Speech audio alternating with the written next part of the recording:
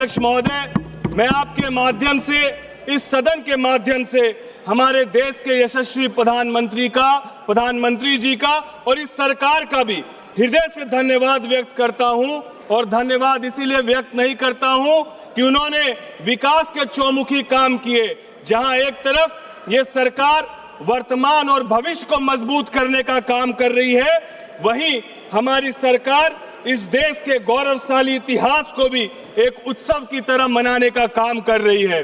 चाहे 500 वर्षों के संघर्ष के बाद राम मंदिर के निर्माण की बात हो, चाहे बिहार में पुनः हमारे नालंदा विश्वविद्यालय को स्थापित करने की बात हो, और एक लंबे समय के बाद आज 150 वर्ष पूर्ण होने पर वंदे मातरम के जश्न को मनाने की बात हो, ये सरकार पूरी तरीके से स्पष्ट कर रही है कि हम लोग विकास और विरासत दोनों को साथ लेकर चलने का काम करते हैं। इसके लिए मैं हमारे देश के यशस्वी प्रधानमंत्री जी का और एनडीए की सरकार का कोटि कोटि धन्यवाद व्यक्त करता हूं। अध्यक्ष महोदय, मैं आपके माध्यम से बताना चाहता हूं कि बिहार के पटना में विधानसभा के पास एक शहीद स्मारक बना हुआ है। अध्यक्ष जी, बहुत सारे लोग इस शहीद स्मारक का इतिहास नहीं जानते हैं। ये शहीद स्मारक वो सात वीर सपूत थे जिन्होंने ये ठाना था 1942 में भारत छोड़ो आंदोलन में कि वो सचिवालय में जाकर तिरंगा झंडा लहराने का काम करेंगे, और अंग्रेजी कलेक्टर ने उस वक्त उन पर गोलियां चलाई और वो 7 के 7 वीर जब शहीद हुए तो उन्होंने तिरंगे को जमीन पर गिरने नहीं दिया। और जब उनको वो शहीद हो रहे थे तो अंतिम में उनके जुबान में कोई धर्म नहीं था, एक उद्घोष था, और वो उद्घोष था वंदे मातरम। आज बिहार का मजदूर वो कश्मीर से लेकर कन्याकुमारी तक अपने पसीने से इस देश का निर्माण करता है। आज जब बिहार रेजिमेंट का जवान गलवान घाटी में चीनी सैनिकों की गर्दन मरोड़ता है तो वो हुंकार भरता है और उसका उद्घोष होता है वंदे मातरम। भगत सिंह, सुखदेव और राजगुरु जैसे महान क्रांतिकारियों ने हंसते हंसते फांसी के फंदे पर वो अपने बलिदान को देने का काम किया, और अंतिम वक्त में यदि वो कुछ कहकर गए तो एक मात्र उद्घोष था, वो था वंदे मातरम। जहां इस गौरवशाली इतिहास को हम सब मिलकर याद कर रहे हैं और इस जश्न को मनाने का हम लोग काम कर रहे हैं, वहां हम लोग को इस इतिहास से किए गए छेड़छाड़ को भी याद करना चाहिए। हम लोग को याद करना चाहिए कि जिस तरीके से 1905 में इस गीत ने इस पूरे देश को मजबूत और एकता के साथ आगे बढ़ाने का काम किया, वहीं 1937 में किस तरीके से तुष्टीकरण की राजनीति और वोट बैंक के लिए वंदे मातरम को भी टुकड़े कर देने का काम किया गया। नेताजी सुभाष चंद्र बोस चाहते थे कि ये पूरा गीत गाया जाए क्योंकि वो इस गीत की शक्ति को पहचानते थे, लेकिन पंडित नेहरू और कांग्रेस के तत्कालीन नेतृत्व का यह तर्क दिया गया कि इस गीत से एक विशेष समुदाय नाराज हो सकता है, और 6 छंदों वाले इस महान गीत को 4 छंद हटा दिए गए। मैं इस सदन में पूरी जिम्मेदारी के साथ कह सकता हूं कि इस देश का भौगोलिक विभाजन 1947 में हुआ, लेकिन मानसिक विभाजन इस देश का 1937 में हो गया था, जिस दिन वंदे मातरम को खंडित करने का काम किया गया था। आज का भारत सही मायने में बंकिम चंद्र जी के वंदे मातरम के सपने को पूरा कर रहा है।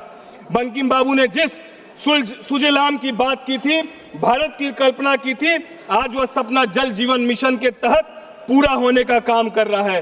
बंकिम बाबू ने जिस सुफलाम की बात की थी, भारत की बात की थी, आज वह हमारे किसान भाइयों की खुशहाली में दिखाई दे रहा है, जहां वो पीएम किसान सम्मान निधि से करोड़ों किसानों को सीधा लाभ हो रहा है। वंदे मातरम में जिस मलयज शीतलाम की बात कही गई थी, वह आज भारत के इंफ्रास्ट्रक्चर और पर्यावरण संरक्षण में दिखाई दे रहा है। महोदय, गीत की एक बहुत ही सुंदर पंक्ति है, शुभ ज्योत्सनाम पुलकित यामिनीम, यानी वह माँ जिसकी रातें उज्जवल चांदनी से खिली हुई है। 19वीं सदी में चांदनी सिर्फ उम्मीद की थी, लेकिन 21वीं सदी में यह ज्ञान और विज्ञान की चांदनी है। अध्यक्ष महोदय, मैं आपके माध्यम से कहना चाहता हूं कि जब भारत का चंद्रयान चंद्रमा में दक्षिण ध्रुव पर उतरता है तो वो बंकिम बाबू की उस सुजोश नाम का आधुनिक रूप है।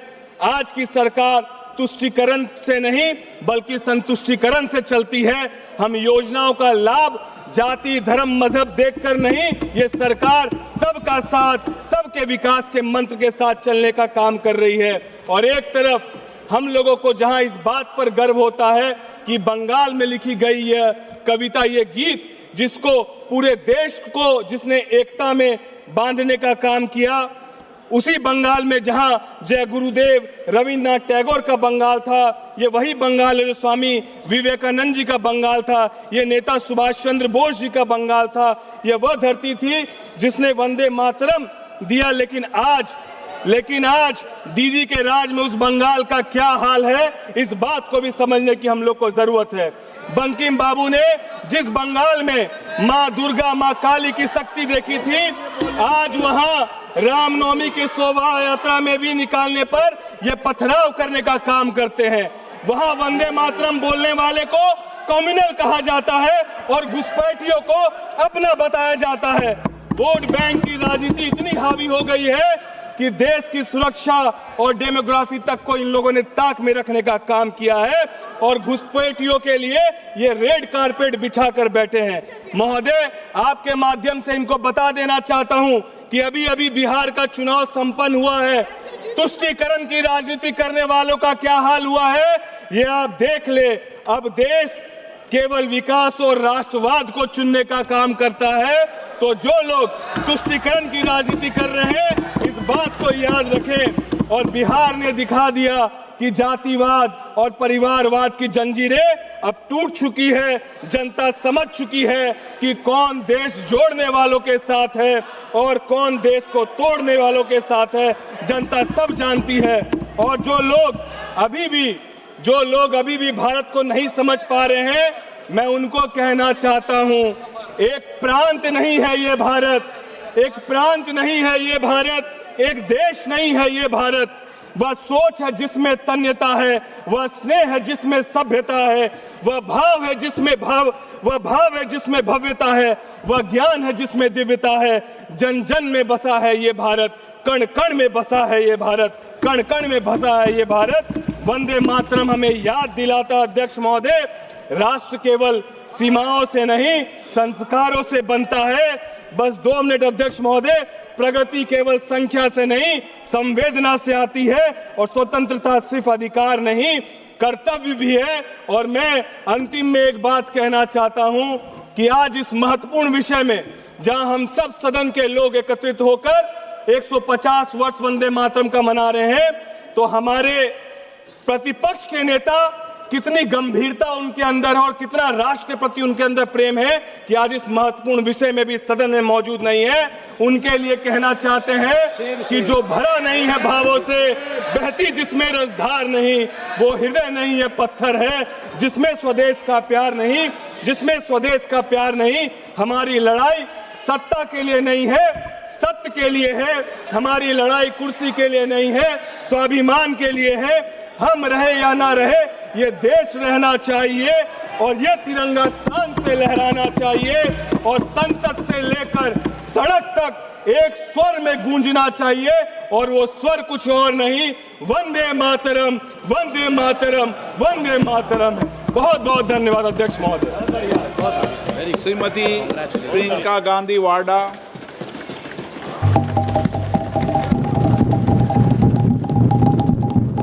अध्यक्ष महोदय जी, आपने आज मुझे इस चर्चा में भाग लेने का मौका दिया, इसके लिए मैं आपको धन्यवाद देती हूं।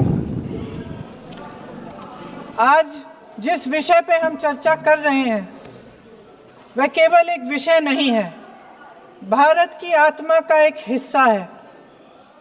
हमारा राष्ट्रगीत उस भावना का प्रतीक है जिसने सोए हुए, गुलामी में सोए हुए भारत के लोगों को जगाया, जिसने उन्हें हिम्मत दी कि ब्रिटिश साम्राज्य के सामने खड़े होकर वह सत्य और अहिंसा के नैतिक हथियारों के साथ सामना कर पाए। आज ये चर्चा एक भावना के ऊपर है।